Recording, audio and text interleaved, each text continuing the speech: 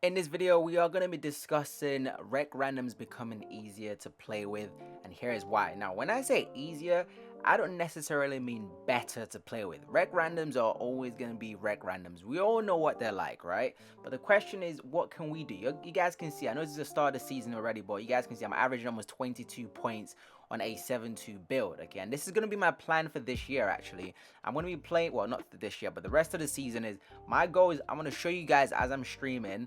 I'm going to be playing the rest of the season, right, with rec randoms the entire time. And my goal is to average about 18 to 20 points as a center. Now, the reason why the rec randoms are becoming easier for me to play with is because I've just become a way more better scorer on 2K. Now, you're probably thinking, Fear, what are you talking about? What does scoring have to do with playing randoms? It is very, very, very important, because when you can score the ball, you can do whatever you want. You can carry these randoms. Now, I'm not gonna lie, my mindset playing with these randoms, you guys will see, as you guys can see from the screenshot at the start of the video, my mindset is I have to score at least 25 to 30 points every single game for me to even stand a chance of winning, which is fine, because for me, it's like, I'm starting to think about it this way. Okay, if rec randoms would never change, then I need to change, okay? Before, I can maybe get 15 or maybe even 17 previously, but with the addition of the mid-range game that I've added to my game now, it's actually pushed my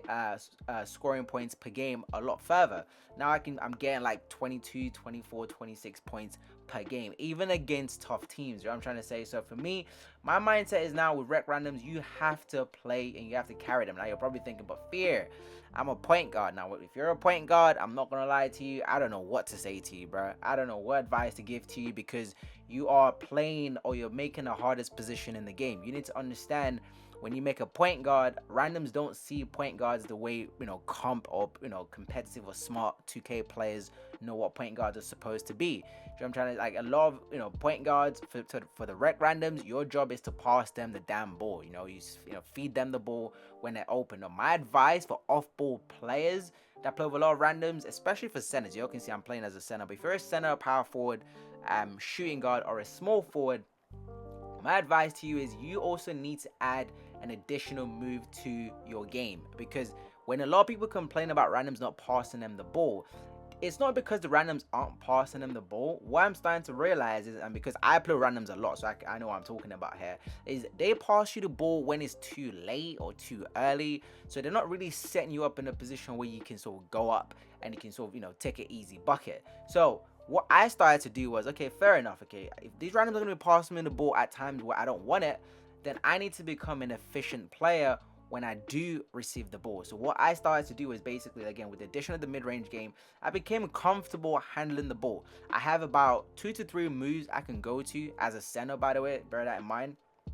that are very quick to get off. So a lot of my shots, I count down like maybe 5 seconds. That's the time you're gonna have a randoms, about 5 to 6 seconds maximum before you get your shot off. So if you're an off-ball player, again, I'm going to encourage you to add some kind of mid-range to your game, or some kind of step back move, because if you have a defender on you, they can guard the 3 quite well, and they might be able to guard the slashing quite well, but they can't guard the 3, the slashing, and the mid-range at the same time. They're gonna have to give one up. So what you need to start doing is basically just trying to mix it up. Now, when you play with these rec randoms, I know sometimes you guys are going to be getting mad, you don't get the ball, and I get it, trust me, I get it. Now, like I said, the title of this video is rec randoms are becoming easier for me to play with, not necessarily better. Now, I still get in this game, and you guys will see even in this clip I'm showing you guys, this game I got this morning, there's still going to be moments where randoms will always be randoms. They're going to go up and contest their shots. They're going to be miss their shots.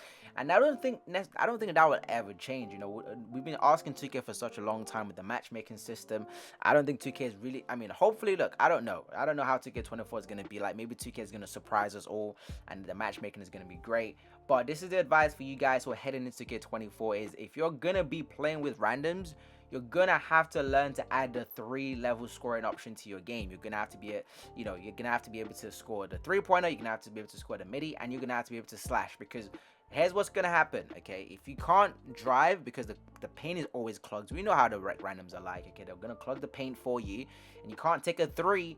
I promise you the mid-range is always going to be an option. Now, if you're a center and you're probably thinking, Fear, when I make my center builds, I don't like to make center builds that shoot. I want to make a pure inside center. That's fine, because bear in mind, when you make a pure inside center, you also have the hook Okay, this is what a lot of centers don't understand, yo. You'll be making these builds, and you guys can do a lot more than just drop step in the paint. There's so much more to this game than drop stepping in the paint. So yes, we can blame randoms all day long, right? And I'm not saying, and I'm not trying to side with the randoms. You guys would know I would never side with the randoms. They are absolute garbage. But for me, I've been having a lot more fun playing with them. Now, fun doesn't necessarily mean I'm winning every game either. This is another important thing you need to understand. Just because I'm saying it's better to play with them, it doesn't necessarily mean I'm winning every game. But what I am doing is I'm giving us a chance every single game to win the game. If I'm scoring 30 or 20 and I'm getting 20 rebounds, you guys know the game should be fairly close. I mean, I've had a 2020 game and we still got blown out. So it doesn't necessarily mean that. Now for me, because I've added this, you guys were talking about the mid-range game, this kind of scoring move, you'll see how the paint is kind of clogged right there. I'm not really too bothered anymore.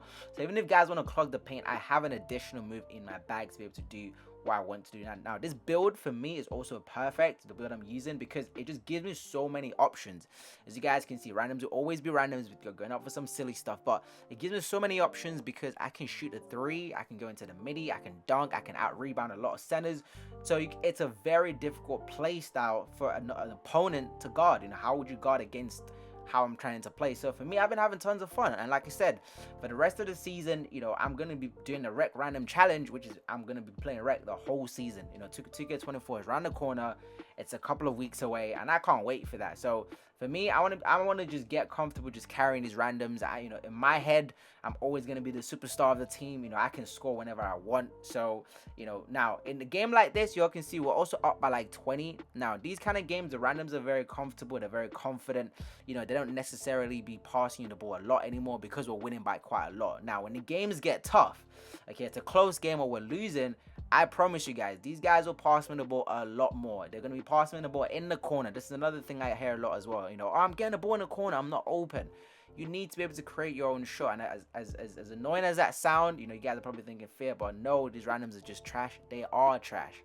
But what can you guys do? Think about it. What can you do? They would never stop being trash. So either they change or we change or you change. What I'm trying to say. So for me, my advice to a lot of you off-ball players is basically you need to add some extra scoring level to your gameplay, whether it's the hook, the fade, the step back, whatever it is that you want to add to your game, you definitely need to add it. And you also need to make sure it's efficient. Okay, you need to be able to get to that move in less than 6 seconds. That's all you're gonna have, even 5 seconds sometimes, because randoms, they will call a timeout if you do something very odd.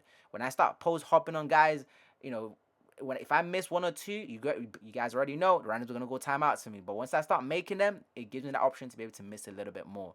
But anyways, man, that's been my experience. Like I said, the rest of the season, I'm gonna be doing a Rec Challenge, or I'm gonna be streaming solo. So if you guys want to see how I'm playing with these randoms, definitely hop into the stream. You guys will see. I'm just comfortable playing with them now. It's a little bit easier for me.